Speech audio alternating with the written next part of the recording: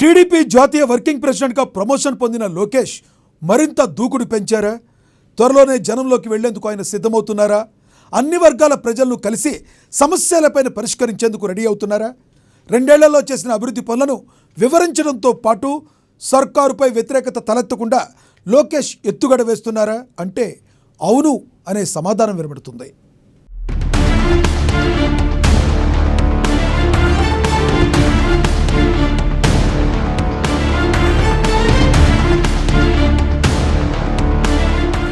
ఇప్పటిదాకా ఒక లెక్క, ఇప్పటి నుంచి మరొక లెక్క అంటున్నారు టీడీపీ జాతీయ వర్కింగ్ ప్రెసిడెంట్ నారా లోకేష్. ఇక చంద్రబాబు నాయుడు కుమారుడిగా రాజకీయాల్లోకి ఎంట్రీ ఇచ్చిన ఆయన తన సొంత కష్టంతో ఈ స్థాయికి వచ్చారు.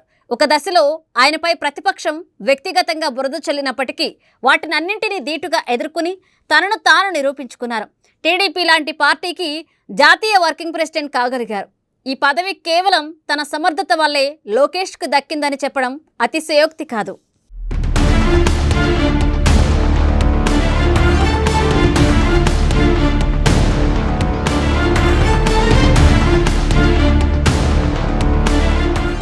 ఉమ్మడి రాష్ట్రం విడిపోయిన తర్వాత టీడీపీ జాతీయ ప్రధాన కార్యదర్శిగా ఉన్న నారా లోకేష్ ఒక్కో మెట్టు ఎక్కుతూ వచ్చారు. ముఖ్యంగా 2014 ఎన్నికల్లో పోటీ చేసే అవకాశం వచ్చినప్పటికీ కాదనుకుని పార్టీ కోసం పనిచేశారు.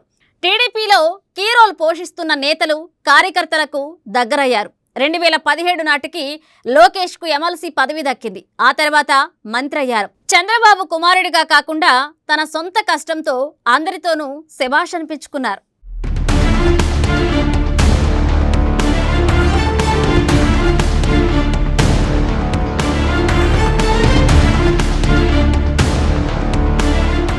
క్యాడర్తోనే కాదు, ఆఫీసర్లైనా ఇతర పార్టీ వారైనా లోకేష్ ఏనాడు ఎవరితోనూ పరుషంగా మాట్లాడిన సందర్భాలు లేవు.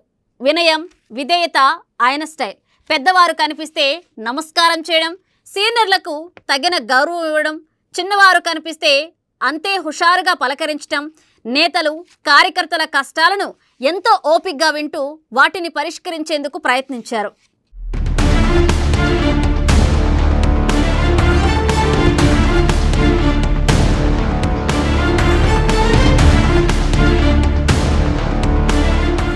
రెండు 2019 నాటికి ప్రత్యక్ష ఎన్నికల బరిలో నిలిచిన లోకేష్ ఇక మంగళగిరి నుంచి బరిలోకి దిగి ఓటమి పాలయ్యారు. అయినప్పటికీ మంగళగిరికి దూరం కాకుండా అక్కడ గ్రౌండ్ వర్క్ చేశారు. 2024 నాటికి అదే నియోజకవర్గం నుంచి భారీ మెజార్టీతో విజయకేతనం ఎగరవేసి ఎక్కడ కోల్పోయారో అక్కడే సాధించి చూపెట్టారు.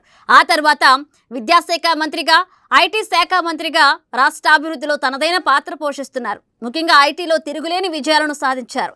విద్యాశాఖ మంత్రిగా ప్రభుత్వ పాఠశాలలపై స్పెషల్ ఫోకస్ పెట్టారు. 10th ఫలితాల్లో అది ప్రతిబింబించింది. అద్భుతమైన ఫలితాలతో సత్తా చాటారు.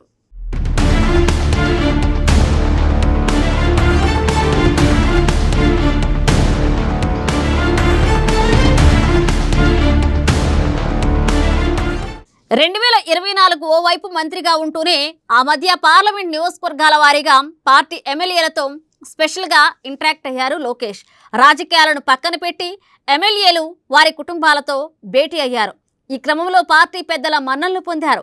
టీడీపీలోని సీనియర్లతో లోకేష్ వ్యవహరించిన తీరు అందరినీ ఆకట్టుకుంది. ముఖ్యంగా క్యాడర్లో దీనిపై ప్రత్యేక చర్చ జరిగింది. ఈ క్రమంలోనే లోకేష్కు ప్రమోషన్ ఇవ్వాలన్న నిర్ణయం తెరపైకి వచ్చింది. చంద్రబాబు నాయుడు కూడా లోకేష్ సమర్థతను గుర్తించారు. టీడీపీ జాతీయ వర్కింగ్ ప్రెసిడెంట్ బాధ్యతలను అప్పగించారు.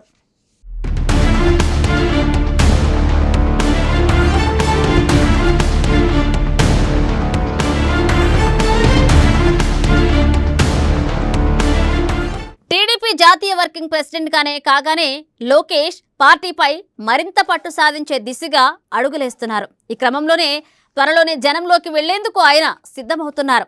యువగళం 2.0తో రోడ్ మ్యాప్ రెడీ చేసుకున్నారు. పాదయాత్ర కంటే ఎక్కువ ఇంపాక్ట్ ఉండేలా రూట్ మ్యాప్ సిద్ధమవుతుంది.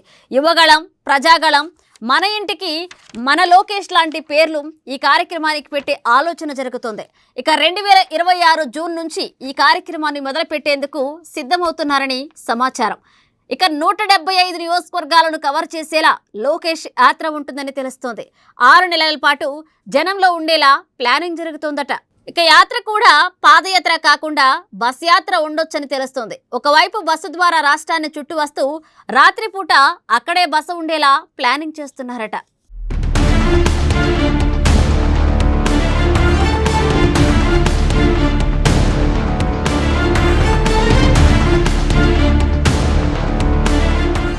లోకేష్ యాత్రలో ప్రధాన ఉద్దేశం టీడీపీ నేతలు కార్యకర్తల కష్టనష్టాలను నేరుగా వినడం, ప్రజలతో నేరుగా ముఖాముఖి చేపట్టడం, తద్వారా ఫిర్యాదులను సమస్యలను అక్కడికక్కడే పరిష్కరించేలా లోకేష్ టీం ప్లాన్ చేస్తని చెప్తున్నారు. సమస్యలపై లైవ్ ట్రాకింగ్, అది కూడా 48 గంటల్లో వాటిని పరిష్కరించేందుకు సిద్ధమవుతున్నారట. అలాగే టీడీపీ ప్రభుత్వం 2 ఏళ్లలో చేసిన పనులను ప్రజలకు లోకేష్ వివరించబోతున్నారట.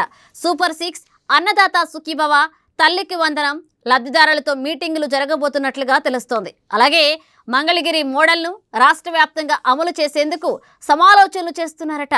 జన్జీని ఆకట్టుకునే యువతతోనూ ప్రత్యేక భేటీలు జరగబోతున్నట్లుగా సమాచారం.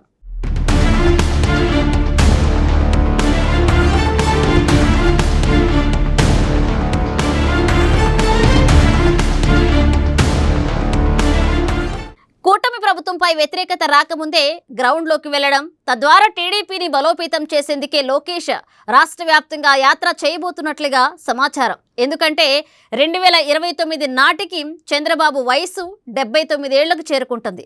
అప్పటికి లోకేష్ మరింత యాక్టివ్ అయ్యేలా ఇప్పటి నుంచి అడుగులు పడుతున్నారు. అలాగే వైఎస్ఆర్సీపీ ఓటమి తర్వాత జగన్ బయటికి రావడం లేదు. ఆ గ్యాప్ను ఫిల్ చేసి న్యూట్రల్గా ఓటు బ్యాంకును టీడీపీ వైపు తిప్పుకోవడం లాంటివి టార్గెట్గా పెట్టుకున్నారట.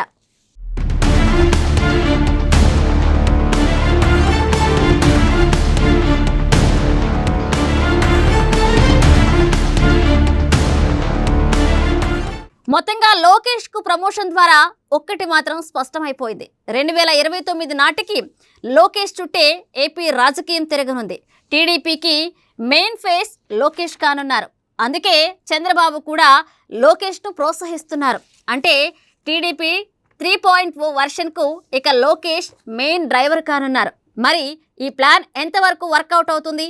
మంత్రిగా అద్భుతమైన పెర్ఫార్మెన్స్తో ఆకట్టుకున్న లోకేష్ పార్టీ పైన పట్టును నిరూపించుకుని మరోసారి టీడీపీ పవర్లోకి వచ్చేలా చేయడంలో సక్సెస్ అవుతారా లేదా అన్నది చూడాలి.